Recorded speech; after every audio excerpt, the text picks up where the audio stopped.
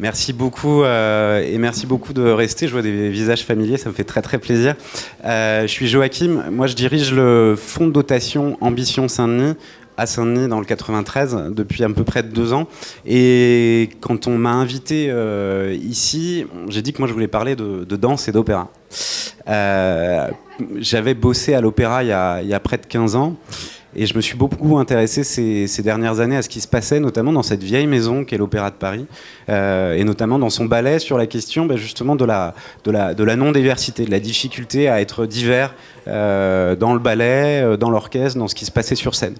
Et du même coup, ça m'avait tellement interpellé, parce que ça interpellait aussi mon travail à Saint-Denis, où mon job aujourd'hui, c'est d'essayer d'aller convaincre des entreprises de collecter des fonds pour financer des projets culturels, artistiques à Saint-Denis, pour des associations, des artistes qui sont basés à Saint-Denis.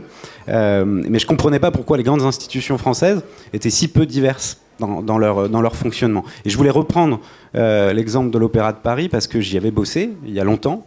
Et du même coup, je me suis lancé, j'ai fait des entretiens avec des gens qui travaillaient à l'Opéra de Paris, qui travaillaient dans les secteurs administratifs, techniques, au niveau de la programmation, qui dirigeaient l'école de danse. Et je me suis dit, mais il faut aussi que j'aille voir ailleurs pour comprendre aussi ce qui peut se passer ailleurs. Et dans cet ailleurs, il y avait une compagnie américaine dont j'avais vu passer la programmation. C'est la grande compagnie d'Alvin Ailey, Alvin Ailey American Dance Company, basée à New York, qui avait été fondée par ce grand danseur noir américain Alvin Ailey dans les années 60, et qui est devenue une institution absolument remarquable à New York, mais pas simplement, avec une compagnie de danse, avec son propre théâtre, avec une compagnie de danse complémentaire pour favoriser l'insertion de jeunes danseurs, de jeunes chorégraphes, avec des cours de danse à peu près partout. Donc j'ai tenté ma chance, et en fait je suis allé un soir de Zoom, j'ai pu interroger des personnes qui travaillaient au sein du Alvin Ailey. Ça, c'était l'année dernière, c'était à peu près il y a un peu plus d'1 an. Et quand j'interroge le directeur général de cette compagnie, je lui dis, mais c'est quoi votre politique de la diversité? Comment est-ce que cette compagnie de danse est inclusive et diverse? En fait, il me répond jamais avec le mot diversité. Jamais. Il me décrit comment est-ce qu'ils vont chercher les danseurs, comment est-ce qu'ils essayent aussi de détecter des talents un peu partout. Et quand je lui repose la question de la diversité, il me dit, mais en fait, on est intrinsèquement divers dans ce qu'on fait, parce que le point de départ d'Alvin Ailey, qui est décédé il y a 15 ans, c'était d'aller chercher les talents partout où ils sont, et de se donner aucune limite pour aller chercher les talents là où ils sont. Donc depuis 50 ans, ils ont fait des tournées aux États-Unis, ils sont allés dans les quartiers, ils sont allés à l'étranger, et à chaque fois avec une politique très active pour aller chercher des nouveaux danseurs, pour en détecter ceux qui n'étaient pas du tout passés par les filières traditionnelles ou les grandes écoles de la danse, mais pour aller chercher, en fait, me disait-il, des compétences physiques, un talent physique, mais aussi une très grande expressivité artistique. Et que c'était comme ça qu'en fait ils avaient pu constituer une des meilleures compagnies de danse américaines, mais aussi parce qu'ils avaient une école très performante qui prenait des enfants de toute classe, de tout horizon, à Manhattan pour des cours de danse dès la maternelle, le primaire, le collège. Et là je me suis dit, tiens, en fait il y a quelque chose qui est rentré dans cette organisation qui est carrément systématique. C'est-à-dire que c'est pas juste découvrir la notion de diversité et la décider que c'est un porte-étendard à un moment donné pour constituer une compagnie de danse, mais que finalement la notion de diversité, elle était et elle est absolument partout. Elle est aussi dans les équipes qui constituent la compagnie, les équipes administratives, ceux qui programment les tournées, les spectacles, la manière de concevoir aussi des nouvelles œuvres, dans les équipes techniques, dans le marketing, dans la communication, et puis aux États-Unis forcément dans la manière d'aller chercher des fonds privés, de la philanthropie. Et là je me suis dit, tiens, on a quand même, tout n'est pas absolument transposable au modèle français, mais il y avait quelque chose qui était d'une approche systématique. Et finalement, Alvin Ailey, il disait souvent que la danse était pour tout le monde. Que la danse, elle venait des gens qui la faisaient et qu'elle devait revenir à ceux qui formaient la société. Et ça, en fait, j'en ai fait, moi, un enseignement assez fort, c'était de me rendre compte dans les institutions françaises, dans les organisations culturelles, et là, je brasse assez large, je me suis beaucoup intéressé, j'ai beaucoup travaillé dans des institutions culturelles publiques. J'ai travaillé à l'Opéra de Paris, j'ai travaillé au Centre national de la danse. J'ai aussi travaillé dans des structures privées, une galerie d'art à Pantin, ou bien une résidence d'artistes à Romainville. Et je me suis dit, mince, en France, on a une manière de penser. On se dit que parce qu'on est culturel, parce que c'est la France et parce que c'est la diversité culturelle, on est intrinsèquement culturel. Mais moi, ce qui m'a beaucoup intéressé, qui continue de m'interroger, c'est que quand on rentre dans l'organisation elle-même, eh bien là, oui, on se retrouve face à des équipes qui sont très peu diverses. Alors que, et c'est le cas aujourd'hui, on en parlait tout à l'heure dans une table ronde, il y a des métiers qui sont sous tension au sein des industries créatives et des institutions culturelles. Donc on pourrait promouvoir une beaucoup plus grande diversité des métiers artistiques, techniques, des métiers administratifs. Je dis ça parce que, en fait, c'est comme si les notions de diversité et d'inclusion étaient devenues extrêmement à la mode ces derniers temps, mais qu'on les traitait dans le champ culturel uniquement par la question des contenus. Comment est-ce qu'on crée des contenus très divers, mais on oublie à chaque fois ce qui peut se passer en backstage, et ça, moi, le backstage, je l'entends pour toute la sphère culturelle, hein. Ça peut être pour les gens qui travaillent dans le monde de l'art contemporain ou dans le monde des industries créatives, et évidemment, ça interroge aussi sur la diversité des publics, ceux qui viennent dans les salles de théâtre aujourd'hui, ceux qui viennent dans les salles de concert.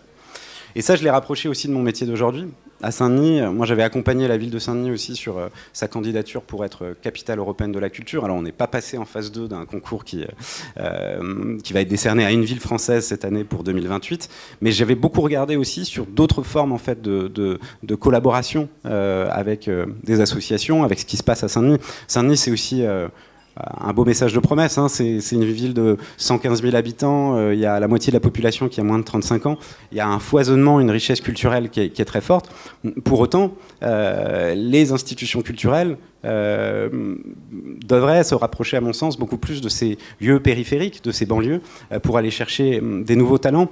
Et je crois qu'aussi ça participe d'une réflexion qui est, je pense que celle que vous avez retrouvée depuis ce matin ici. On se demande toujours, mais en fait, la question de la diversité, pourquoi est-ce qu'elle vient maintenant en France ? Moi, je pense qu'elle vient aussi maintenant en France parce que dans le secteur privé, auprès des associations, auprès des porteurs de projets et des grands témoins, comme vous en avez eu aujourd'hui, je pense à Amadou, avec qui je travaille à Saint-Denis aussi, très impressionné par ce que disait Courtrage Meuf. En fait, un groupe qui est plus divers, mais ça c'est vrai en général, un groupe de personnes beaucoup plus divers dans ses origines et dans sa diversité ethno-raciale et diversité géographique, diversité de genre, d'orientation sexuelle, eh ben c'est un groupe qui est plus efficace, c'est un groupe qui est plus performant, c'est un groupe qui est aussi plus innovant.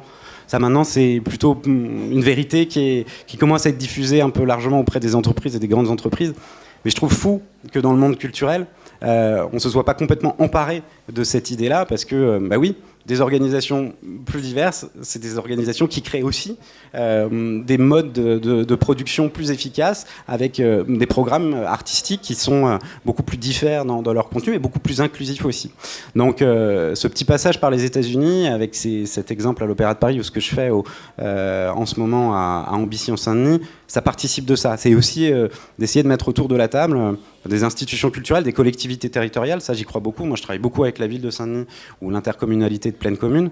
Et mon job au quotidien, c'est aussi de convaincre des entreprises, et pas que des grandes, pas que celles que vous avez rencontrées ici, des PME, tout un tissu d'entreprises très impliquées sur un territoire, mais pour lesquelles, quand je parle de diversité culturelle ou de diversité dans les contenus d'une politique culturelle, me répondent que oui, c'est quelque chose qui les intéresse, parce qu'en fait, au quotidien, ce sont aussi des entreprises, même si elles n'ont rien à voir avec le champ culturel, c'est des entreprises qui connaissent les difficultés et en même temps les chances, les opportunités d'un territoire comme Saint-Denis, et qui donc commencent à avoir aussi des logiques de mécénat, de dons, au fond Ambition Saint-Denis, que je dirige, pour qu'on puisse soutenir des projets. Et je terminerai là-dessus, je ne sais pas combien de temps il me reste, mais depuis un peu plus d'1 an, oui, on a aidé des structures de territoire. On a envoyé par exemple des artistes de Saint-Denis, des étudiants de l'université de Paris 8 en cursus art, on les a envoyés à la Biennale de Venise. On s'était dit, ils étaient venus me voir en me disant, mais pourquoi est-ce que nous aussi, on ne pourrait pas avoir la possibilité d'échanger nos pratiques, nos esthétiques à l'un des plus grands rendez-vous d'art contemporain. Donc on a trouvé une entreprise pour les emmener pendant une semaine à Venise pour qu'ils puissent faire l'expérience de la Biennale. C'est quelque chose qu'on va répéter avec d'autres collectifs d'artistes et d'autres structures, avec le musée Paul Éluard à Saint-Denis qui est pas très connu, pas assez, mais qui travaille notamment avec le lycée Sugère à Saint-Denis, qui ont une filière audiovisuelle pour lutter aussi contre les formes d'orientation subies dans les lycées, pour montrer aussi qu'il y a beaucoup de débouchés dans la culture, surtout sur un territoire comme Saint-Denis et la Seine-Saint-Denis, où vous avez des industries créatives un peu partout, le cinéma, l'audiovisuel, des théâtres de référence et des centres d'art un peu partout. Donc ça, c'est mon travail au quotidien. Je voulais vous parler de ça. Et je ne sais pas s'il me reste 1 ou 2 minutes, sinon je prends volontiers des questions. Ouais, peut-être quelques questions.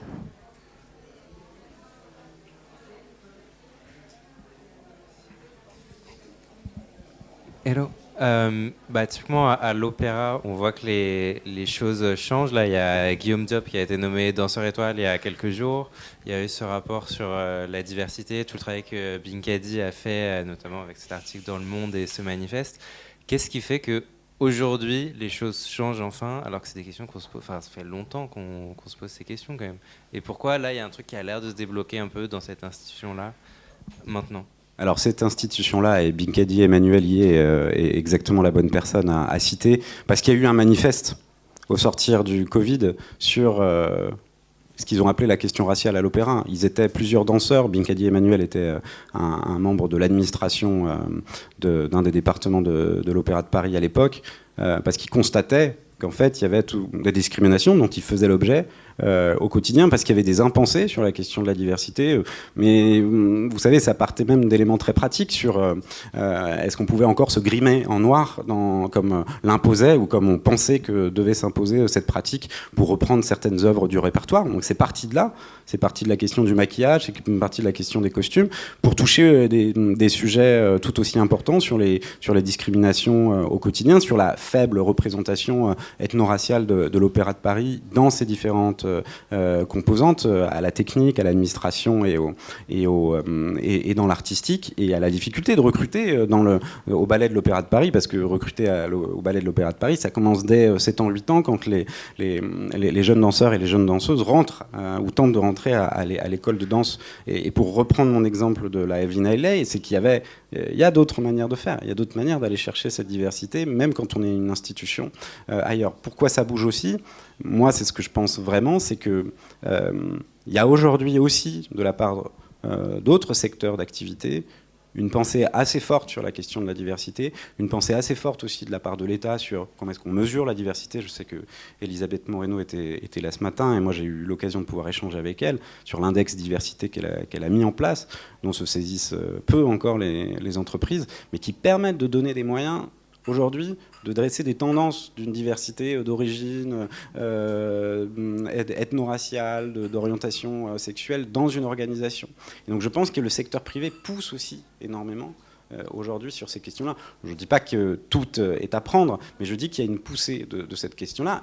Et il y a aussi un effet de génération, et c'est particulièrement vrai à l'opéra. On a beau dire que la moyenne d'âge de l'Opéra de Paris, la moyenne du public est à 40 ou 46 ans, ce qui est apparemment la moyenne la plus basse des opéras en Europe, mais il se pose aussi une question générationnelle. Est-ce qu'on accepterait, dans les générations qui ont 20 ans, 30 ans aujourd'hui, que des grandes institutions publiques, largement financées par le ministère de la Culture, soient si peu diverses? Donc moi je pense qu'il y a aussi un troisième aspect qui est celui d'un changement de mentalité profonde en France sur ces questions-là, et ça touche tous les pans, et c'est pour ça que c'est magnifique d'être là aujourd'hui et d'écouter depuis tout à l'heure. Ça touche les industries créatives, ça touche les collectifs d'artistes, ça touche les nouveaux médias, et ça touche aussi les institutions culturelles qui en France, et depuis les années 80 en particulier, défendent cette notion de diversité culturelle. Mais c'est un peu tard, mais jamais trop tard. Merci beaucoup. Ma question, s'il vous plaît. Bon, danseur étoile quand même, Guillaume Diallo qui est là il y a quelques semaines, donc c'est quand même super pour lui et pour l'Opéra de Paris qui a été beaucoup critiqué. Mais je t'ai entendu à ta table ronde tout à l'heure, et là maintenant, je trouve déjà que c'est super parce que tu n'as pas fait une répétition. Et donc le côté, toi aujourd'hui, comment tu te vois évoluer? C'est-à-dire aujourd'hui, quels sont son prochain combat entre guillemets, ou sur quoi tu veux mettre l'accent? Intéressant de voir s'il y a des synergies qui peuvent se faire en fait. Aujourd'hui, mon combat, je pense qu'il y a un besoin très fort de partenariat sur cette question. Il y a un besoin très fort de créer des liens et des ponts entre des mondes qui ne se parlent pas. Et le constat que je fais après 17 ans passés dans la culture, c'est que ce monde qui se veut si ouvert est bien souvent un monde de l'entre-soi. Mais je pense que la question de la diversité, c'était un peu ce que je disais tout à l'heure lors de la table ronde, elle traverse toute la société et en fait elle est fondamentale pour comprendre la démocratie. Donc mon travail aujourd'hui à Saint-Denis, pour vous répondre, pour te répondre, c'est pouvoir créer en fait des ponts entre plusieurs mondes. Le monde des collectivités locales, parce qu'elles ont un travail au quotidien à faire sur ces questions-là, elles connaissent très bien leur territoire. Il y a aussi un maillage très fort des associations qui sont basées à Saint-Denis et en Seine-Saint-Denis plus largement. Et je pense que l'exemple d'Amadou tout à l'heure que j'ai rencontré il y a quelques mois est parlant. Il y a aussi des talents. Il y a des jeunes entrepreneurs de la culture. On dit que la Seine-Saint-Denis est le département qui crée le plus d'entreprises de toute la France, de tout le territoire national. Donc il faut qu'on puisse... Et un fonds de dotation, c'est peut-être une réponse. De mettre autour de la table des entreprises privées, des collectivités locales, des artistes, des entrepreneurs de la culture. Mais en fait, il faut renforcer ce lien-là. Parce qu'en fait, chacun va apporter quelque chose.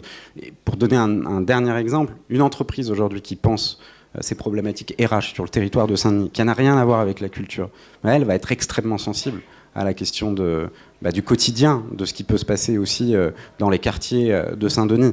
Et donc de faire la démonstration avec une PME d'un territoire, qu'en fait, on peut aussi soutenir, parce qu'ils peuvent faire du mécénat.